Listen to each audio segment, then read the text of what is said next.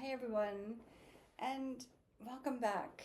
My name is Debbie, and today we are talking about, or I am talking about, meditation, the myths, the facts, and this is all based on my personal experience. So I do have something written up on my screen, so you'll see my eyes is shifting a little bit, and my cat Olive is underneath the table looking for some love and attention. So, meditation.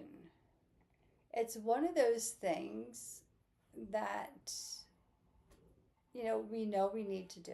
We know that it's good for us, and we don't do it. We say, I don't have the time, or I can't quiet my mind, or it doesn't work for me.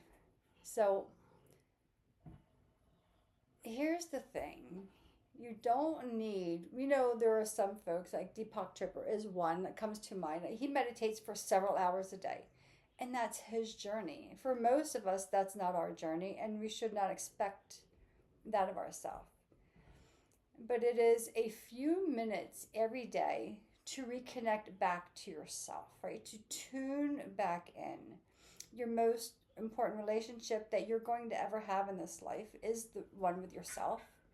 It's not the one with your spouse or your partner, your children, your parents, your siblings, your cousins, your coworkers, your besties. It is with you. And if we don't allow ourselves to cultivate our relationship with ourselves, then those around us, our loved ones, are not getting the full picture of who we are. They're not getting all of us because we haven't cultivated that really. Sorry, she's biting my fingers. We have not cultivated that relationship with ourselves. So, and a lot of people will tell me it's too hard, right? It's too hard. I can't sit there and do this. So, and the truth is, if you tell yourself something is hard, or if you tell yourself something you can't do something, then you're right. Because whatever you tell yourself, your mind is designed to search for proof of what you tell it. If you say, I can't make more money, if you say, I can't meditate, if you say, I can't do yoga, if you say, I can't walk, I can't do this, I can't do that, your mind is going to look for proof. And then what happens, and listen, I've been there, and it will show you absolute proof. And then you will sit there and you will say, see, I told you. I tried it. And what happened? Like, I said it wouldn't work, and it didn't work. And I still go through this today with certain things. And it's a process, right? It is a journey. It's not you meditate once and everything is done and everything is fine. You have all the answers inside of your soul and your life is perfect. Because if you're coming to it from a place of distrust, if you're coming to a meditation practice from a negative thought process, if you are coming to it from a place of disbelief, you're not going to get anywhere. But meditation is not about, and we say, oh, we can't quiet our mind, right? And it's not about that. It's not about stopping your mind. Your mind does what it does. But what meditation itself does do, it always starts with the breath. Slowing down our breath, starting to pay attention to ourselves, coming back in, leaving the rest of the world behind for 2 minutes, for 5 minutes, for 10 minutes. We all have 2, 5, or 10 minutes somewhere in our day. You probably have 2 minutes before you get out of bed in the morning, right? And that's a great time just to slow down your breath and place your hand on your heart and ask yourself, how do you want to feel today? How do you want to move through this world? So we have time. The thing is, we want a quick fix, right? We want to meditate for 4 or 5 minutes and have everything done. And this is not how it goes. You have to cultivate that relationship with yourself. You have to cultivate that trust. Once you do that, by paying attention, by slowing down your breath, you start to open up the channels to your upper chakras, right? The heart chakra, the throat chakra, your third eye, and your crown chakra. These are the chakras, or the heart is the bridge between our base chakras and our upper chakras. But once you start to do that and cultivate that, and it comes with practice, then your intuition will start to wake up. You will start to get information and you don't know where it comes from. It just comes out of nowhere and you go, oh, wait a minute. This makes absolute sense. But it starts by breathing, by paying attention to your breathing and closing your eyes. So we close our eyes. You don't have to, but it takes away distraction. If you're going to give yourself the gift of a meditation practice, whether it is 2 minutes, 5 minutes, 10 minutes, a half an hour, you want to remove all distractions. So you want to turn your phone off or get it out of the room. You want to tell everyone in your home, I need this amount of time. Please do not bother me. I'm working on myself. So you want to set yourself up for success. So if your eyes are open and you're looking around and you're looking in your room, and automatically your focus will go on to whatever it is you're looking at. But if you close your outer eyes, like the eyelids just drop down, you start to awaken the inner eye, the sixth chakra. That's where the seed of your soul is at. It's in the pineal gland, which is where the soft spot in babies' heads are. That's where the soul enters and leaves the body. And there's a gland, it's about the size of a pea, and it's down about 1.5 inches or 2 inches, and it goes straight back from the center of your forehead. That's where your soul lives. For most of us, there are some where the soul will live just behind the heart, tucked underneath the rib cage. But for most, it's here. So when we get rid of the visual distractions and we start allowing ourselves to breathe, and usually if you're doing a guided meditation, which is what I suggest when you're first starting, listen to the voice of the person. And they'll tell you to breathe in for a count of 3 or 4. Maybe they'll have you pause at the top of that breath. They'll have you slowly release the breath, because it's about slowing down, right? And pausing at the bottom, or whatever it is that they're telling you.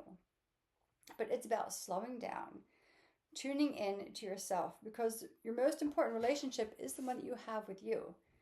And if you're not cultivating that, then the other relationships you're trying to cultivate, most of them are only halfway there.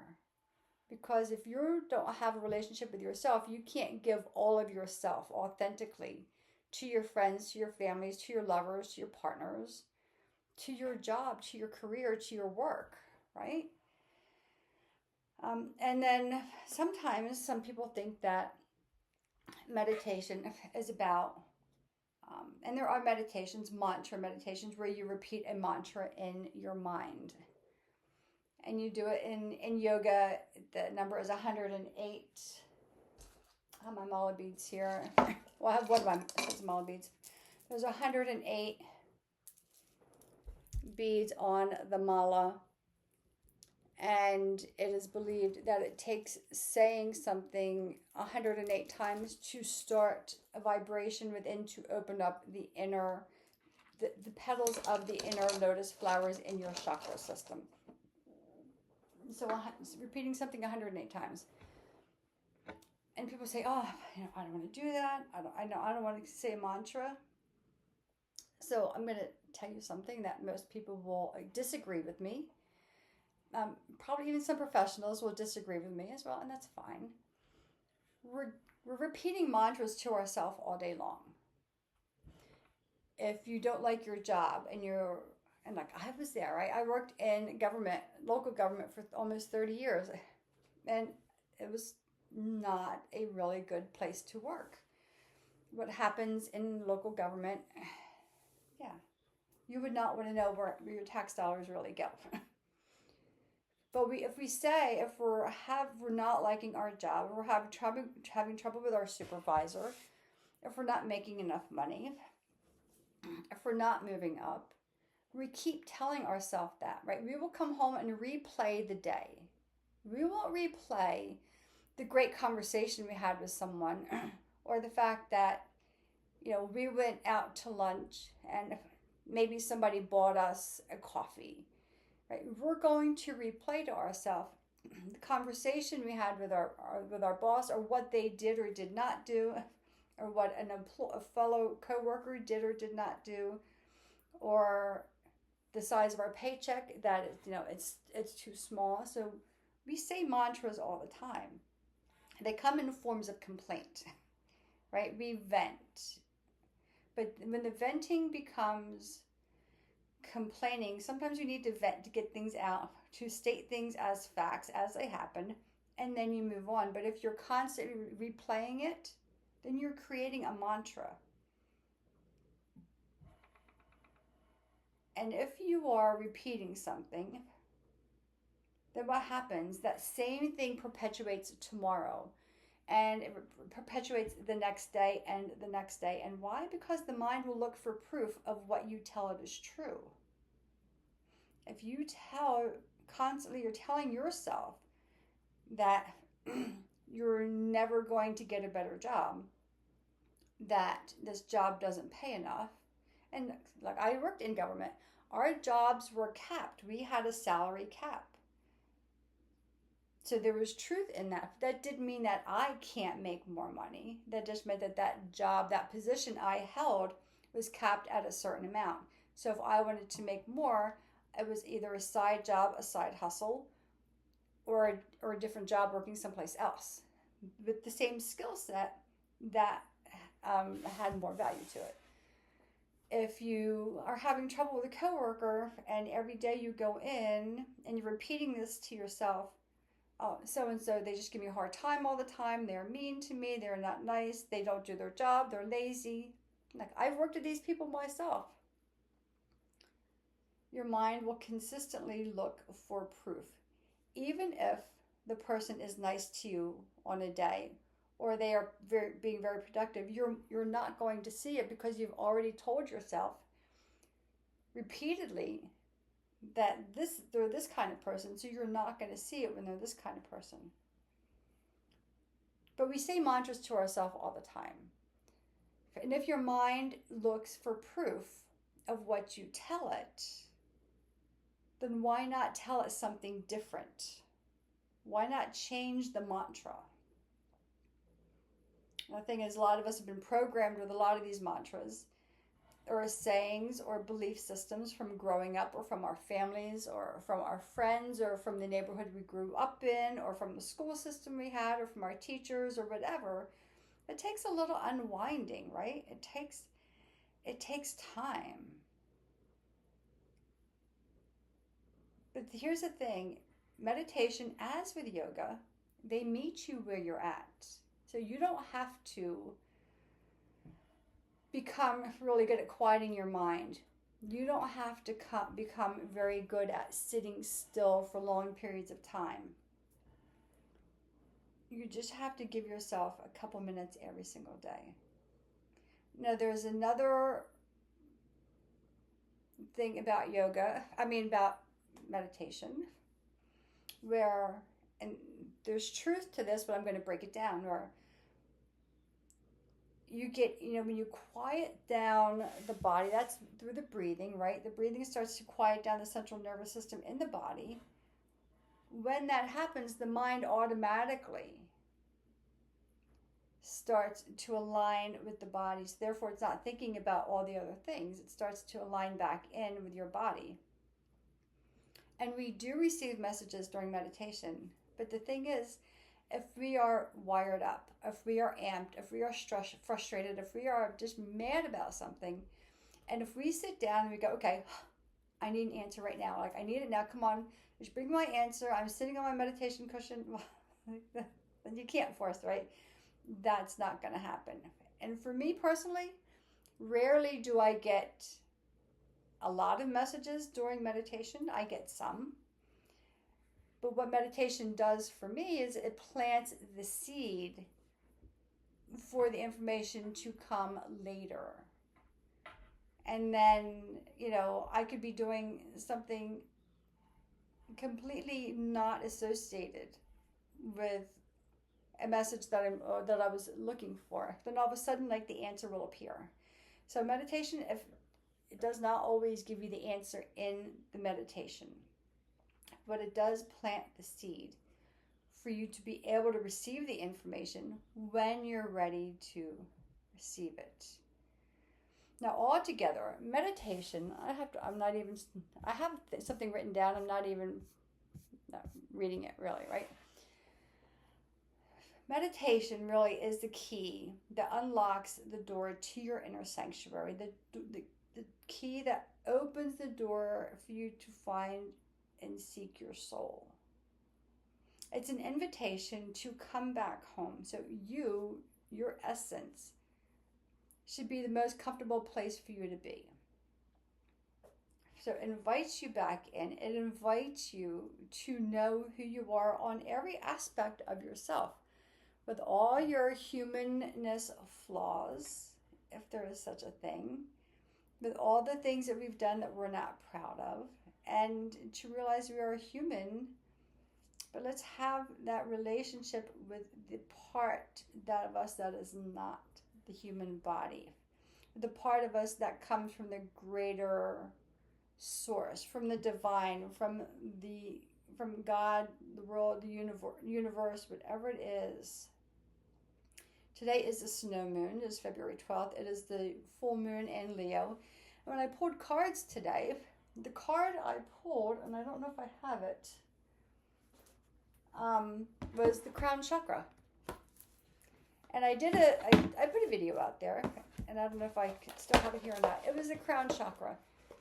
So how fitting that this is the full moon in Leo. The Leos are the kings and queens of the jungle, so to speak. And, kings and queens and royalty, they are adorned with a crown. Now those crowns, and I have a card here, they fit on the head, and they tend to kind of like, go slightly, make a slight cone shape and go, up and outward a little bit.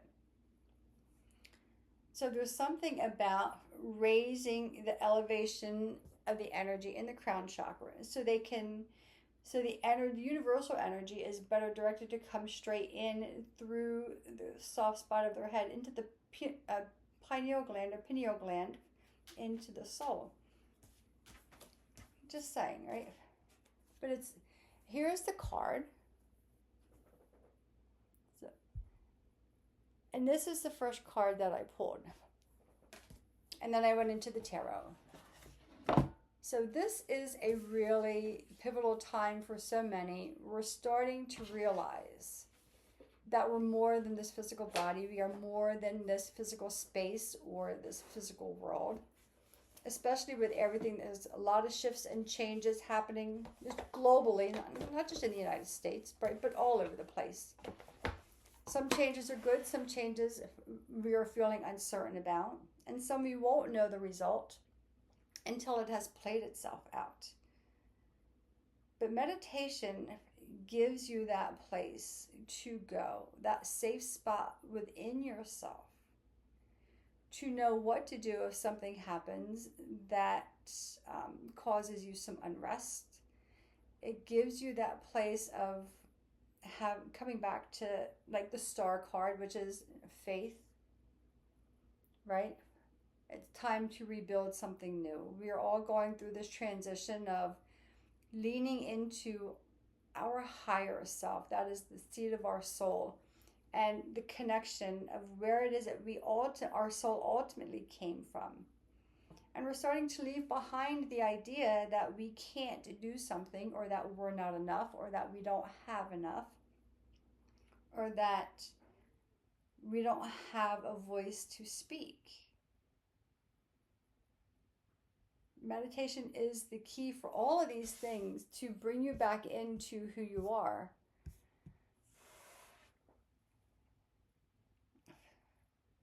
So it's not It's not a cure-all. It's not an immediate cure. It's not like you go to the pharmacy and get your antibiotic or whatever it is, and 10 days you're later. Even that takes like 10 days or whatever it is, right? It's a process. And it's a choice, right? We can choose. We can choose to make our life a little easier by finding out who we are. But it's a process. And in the process of that, we're going to find out who we are not, or what we've been doing that's not been authentically aligned with us. And then there is some self forgiveness there, and there's some work around that. But most of the time, it's feeling the feeling. You really don't have to do anything, but you're feeling the feelings and then letting the feelings go. And meditation helps with all of that, but it brings you back to the center of who you are. And it doesn't take hours a day, minutes. Give yourself 2 minutes in the morning and 2 minutes at night. If you have a regular job, when I worked full time, I would have my lunch break. I'd go and eat lunch, and then I would leave. And most of the time, I was outside sitting on a bench because I did not like my job, but I had to find a place where I could just kind of exhale and center back into myself to get through the rest of the day. So I would spend 5 minutes outside, closing my eyes, just breathing, finding points of gratitude, and going back in until the day came where the message was, okay, it's time to go. It's time to go. You're not being true to yourself. You're not honoring yourself here. So this is now time to go. And I did. And that's what happened. So give meditation a chance. Don't overthink it. Don't try not to make it anything more than what it is or anything less. Let's not underestimate the power of meditation, but let's not expect that the whole world will change after 5 minutes of closing your eyes and breathing. It's a process. It will meet you exactly where you're at, just like yoga does. I tell my yoga clients all the time, you don't have to conform to the poses of yoga. That's madness. No, yoga conforms. Sorry, Olive is hitting the table. Yoga will conform to meet you exactly where you're at, exactly where your body's abilities are, and where your strength is at. And where places where you need to build more strength, yoga will help you to build that strength. And just as with meditation. So if you're going to tell yourself you can't do it, it's too hard, it's a waste of time, then that's what it's going to be, because your mind will always, always, always give you proof of what you tell it. If, however, you open the door for possibility and you say, what if? What if I just do this? Do it for a week, do 7 whole days, and just see what happens without expectation. Because here's the thing, as mostly as adults, we tend to do things to get a result, not just to do things because they're fun or they bring us joy and happiness, but because we want some payoff, right? We want either monetary payoff or some other payoff, or we want recognition, or whatever it is. We tend to do things to get some type of payoff or some type of a result. What if meditation taught you that that's not all that life is? You go back to when you were little and you just went outside and you played and you did whatever it is, hopscotch, jump rope, you played sports, you threw the ball around, whatever it is that you did, you rode your bike because it was fun. And what if a regular meditation practice helped you to find that fun within you? And that may have nothing to do with the money that you make, or whether or not your car is breaking down, or whether or not you're having trouble communicating with your loved one. But what if in doing things because they bring us joy, the script starts to flip? and all of a sudden the car breaking down is not that big of a deal. Or all of a sudden an opportunity to make more money makes its way to us. Or our communication with our loved ones, or even not our loved ones, becomes a little more clear because we're more in tune and aligned with who we are born to be. What if that's the whole gift of meditation? I don't know. I'll leave you with that. Thank you so much for joining me. Any questions, comments? Do you agree? You disagree? There are a lot of people who will resonate with this, and there are just as many who will say, no, Debbie, that's not it. But this is my experience, and this is what I have to go by. I would be inauthentic if I told you that it was completely this way.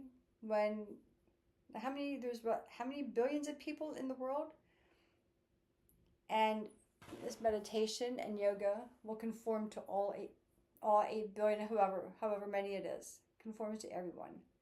So I will leave you with that. Let me know if this is resonating, if you have questions.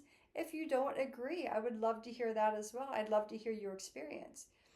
Until next time, though, I'm sending you light and love, and happy full moon in Leo. And yeah, lean into that crown chakra, right? We're stepping boldly, right? We're stepping boldly into who we were born to be.